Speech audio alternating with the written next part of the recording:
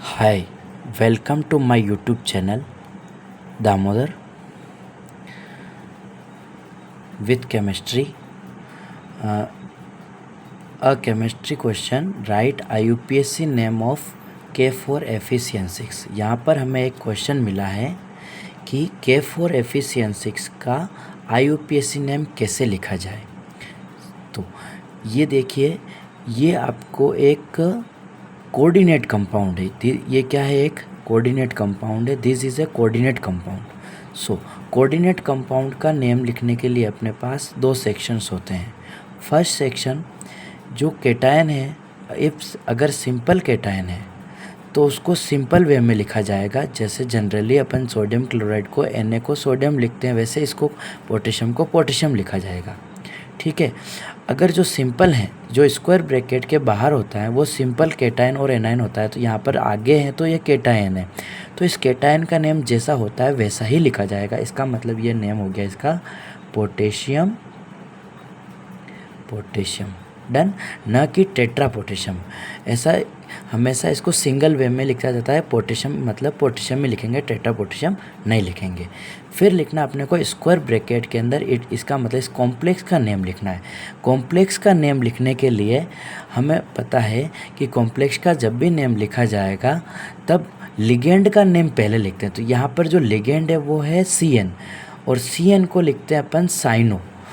ठीक है, और साइनो, और यहाँ पर इसके नंबर है 6, तो यहाँ लिखेंगे हेक्सा साइनो। तो इसका नेम हो गया hexacyano, CYANO cyano. Done. फिर अपने को लिखना मेटल का नेम। लिगेंड के नेम के बाद में लिखते हैं अपन मेटल का नेम।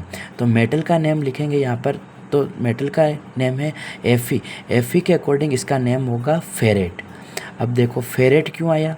फेरेट इसलिए आता है कि जब भी कोई कोऑर्डिनेट कंपाउंड का कॉम्प्लेक्स जो होता है, अगर वो एनायन है, पीछे वाला पार्ट है, बैक साइड वाला पार्ट है, तो उसको उसके मेटल को हमेशा अपन 8 लगा के लिखते हैं।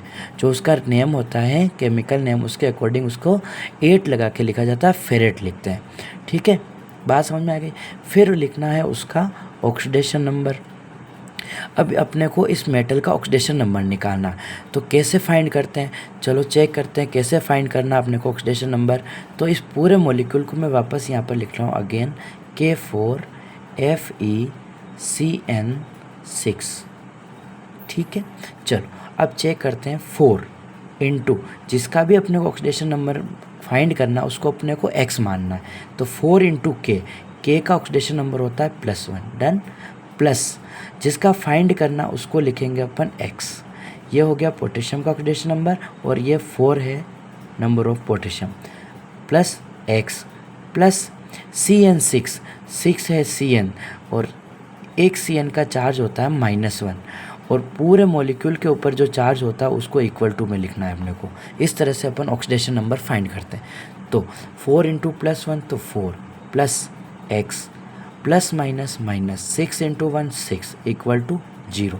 Then solve 6 -6 + 4 -2 equal to 0। तो x इक्वल टू 2। अब ये x की वैल्यू 2 आई, इसका मतलब हो गया आयरन का जो चार्ज है वो कितना है, यहाँ पर ऑक्सीडेशन नंबर कितना है, +2 है। अब ये +2 की जो वैल्यू है वो अपन यहाँ पर रखेंगे, लेकिन अपन एज इट इज़ +2 नहीं लिखेंगे, अपन लिखेंगे रोमन में। इस तरह से रोमन में लिखा जाएगा, तो इसको अपन रोमन में ऐसे लिखेंगे। आ गई बात समझ में? तो इस पूरे मॉलिक्यूल का नेम हो गया है पोटेशियम हेक्सासाइनोफेरेट। ये इस पूरे मॉलिक्यूल का नेम हो गया। तो किसी भी कोऑर्डिनेट का नेम लिखने के लिए अपन ये ट्रिक फॉलो करते हैं। ये एक मेथड है कि कोऑर्डिनेशन नंबर का IUPAC नेम कैसे लिखा जाए। ठीक है,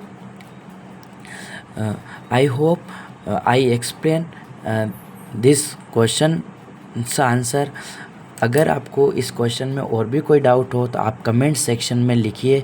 कोई भी केमिस्ट्री 11, 12, JEE, नीट, इनसे रिलेटेड 9, 10 इनसे रिलेटेड जो भी आपको डाउट होता है केमिस्ट्री का, कमेंट सेक्शन में आप लिखिए। मैं आपको कोशिश करूँगा कि उस डाउट को मैं जल्द से जल्द सोल्व करके आपको एक नया वीडियो प्रोवाइड करूँगा।